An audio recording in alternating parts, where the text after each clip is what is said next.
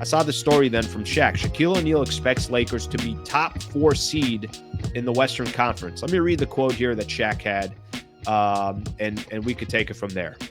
He was talking about how the Lakers stack up in the Western Conference. He said, that's only because of age. The Thunder are coming off the championship. They're going to be high. They know what it takes to win the championship. Denver, they're going to be making some noise. It's about you get 8 spots to make the playoffs. They're going to have to be between 1 through 8. I expect them to have some type of home court advantage. Then he goes on to say, you got 2 premier players. You got a big guy that can do certain things. Those 3 players should be able to get you to 1 through 4. If they don't have home court advantage, I'll be very disappointed. Okay.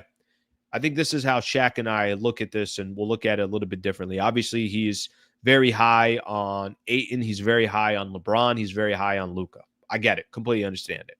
He says that he'd be very disappointed if Lakers don't have home court advantage in the first round. And I think I would be more surprised if the Lakers had home court advantage in the first round. See what happens. I mean, I also didn't think the Lakers were going to be a top 3 seed last year. I definitely didn't think that was going to happen, and it happened. Certainly after they traded Anthony Davis, it was like, yep, yeah, this is all for the future. It's not for the present. And the Lakers surprised everybody. So I think we could kind of look at this a number of different ways. But Shaq says he would be very, very disappointed if the Lakers are not a top 4 seed in the Western Conference. So certainly he feels good about this Lakers team and this Lakers. And, he did say something. You want to slot 1 through 8? No, you really want to slot 1 through 6. You don't want to be 7 or 8. You don't want to be in that play-in tournament. You don't want to have to play those extra games. You want that week off. And I think that's obviously going to be the Lakers' goal, and then you kind of take it from there. So Shaq's prediction on the Lakers, top 4 team in the West. Him and Sammy are both on the same page on that. I got something on Dwayne Wade talking about Shaq. We're going to do that in 2 seconds. Let me look at more of your comments here so you guys can kind of respond to this and give me, your opinions on this as well. Let's take a look. Comments here. Let's see what we got here. Let me see. I put the Lakers in the 6th spot. Shaq is saying no excuses. No shock if the Lakers finish 3rd or even 10th. West is stacked. I put Lakers 5 or 6. I'm much more along the line of this 5 or 6 position. And somebody was telling me yesterday, they're like, well, if you're going to slot the Clippers in the top 4 or number 4, you can't put the Lakers over Minnesota, which I agree with that. I don't think there'd be a reason why I'd put the is Ayton going to have that much of an impact immediately? Maybe he is.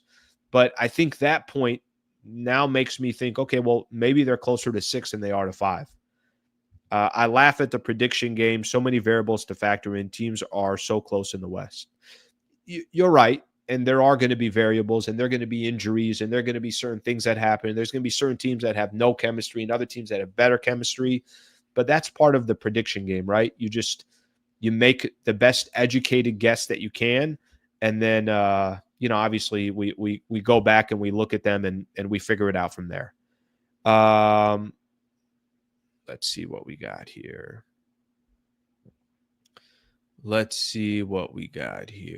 Okay, let's get a that's pretty funny. Shaq would never even know if he missed the playoffs. He doesn't watch basketball. They watch basketball. Come on. I think some people love that show, hate that show. That show kills it. And it's moving, so it's going to be on ESPN now.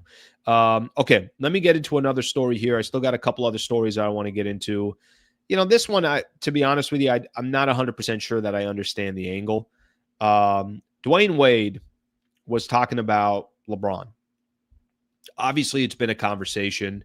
And by the way, I mean everything that I said when I was talking to BT, that some of those reports yesterday about this might be his final year. Yeah, that's kind of an interesting one there. It's like, damn, there's going to come a time where we're going to reflect on what LeBron has done in the league and how many years we've been watching him. Well over 50% of my life. So, okay, let me read real quick here what Dwayne Wade said. Here's what Dwayne Wade said. Talking about, obviously all the conversation about LeBron, this, all that stuff. He said, man, listen, they got nothing else to talk about. Bron is always going to be a story for the media. Not saying it's bad at all. If you know how to use the media, it's good for you. He said this on the Timeout podcast. But at the end of the day, come on, man. The Lakers just sold for $10 billion. They didn't sell for $10 billion for LeBron not to be there. So that was a quote from Dwayne Wade. I got to be honest with you, I don't really understand his connection here. I agree with him about the news cycle and how LeBron has dominated the news cycle. And I agree with him that that's kind of the strength of LeBron James and strategic and everything else.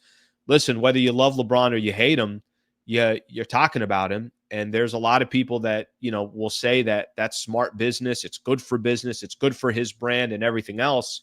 He's dominated the storylines. I don't question that at all with what Dwayne Wade is saying.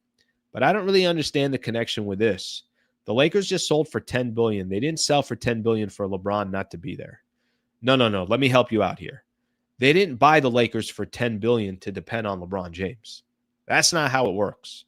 The Mark Walters and his group didn't make a decision on a 22-year-old, on a 23rd year in the NBA, LeBron James, who's over 40 years old. That's not why they said, hey, let's buy the Lakers because LeBron has one more year left in the league, and let's take advantage of that. That's not why they bought the Lakers. By the way, they also didn't even buy the Lakers because Luka's only 26 years old. They bought the Lakers because it's the Lakers. And brands like that don't come up for sale very often.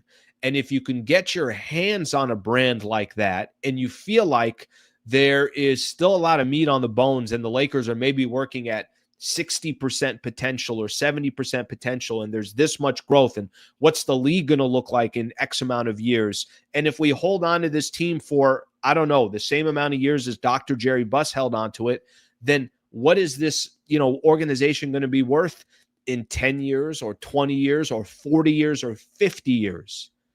That's why they bought the Lakers. They didn't buy him because LeBron has 1 year left on his contract. That would be idiotic to pay $10 billion because LeBron's got 1 year left. So I don't think that I get his point about the media portion. I think his point about the LeBron and ownership portion does not correlate at all, and I don't think there's any connection. Now, I'm not saying that they didn't think to themselves, hey, if we have LeBron for another maybe 1 or 2 years, a farewell tour, all the attention, maybe all the marketing and advertising, cool. They'll definitely take advantage of that. But they didn't make a decision. We have to buy the Lakers now because LeBron's got a year or two left. Clearly, that's not why they would make that decision.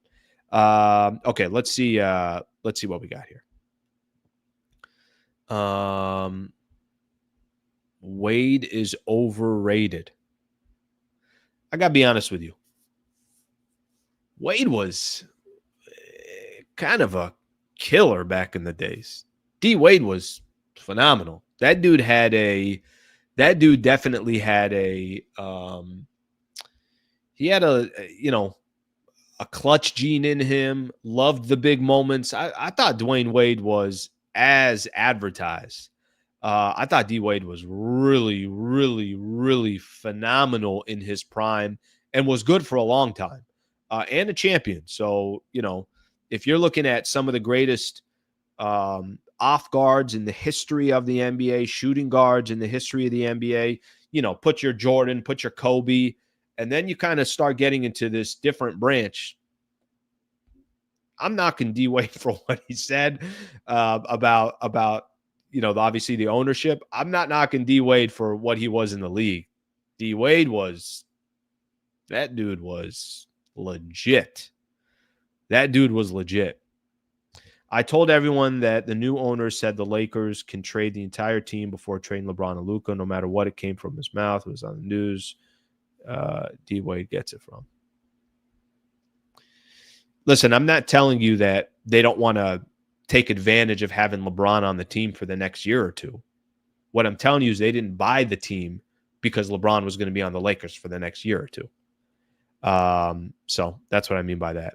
Thank you very much for watching the clip. Just want to give a shout out here to one of our partners, the Wallace Firm. They are official injury attorney of the Sliwa Show and Hoops Talk, the entire channel. If you are ever in a need, and I hope you're not, but some type of serious injury with yourself or a family member of yours, I would like to personally help you by introducing you to the best in the business, Brad Wallace and the Wallace Firm. Also got a URL out here that you can use as well. Just go to wallacewins.com/Sliwa. Thank you for their partnership, and thank you for being a part of the Sliwa Show.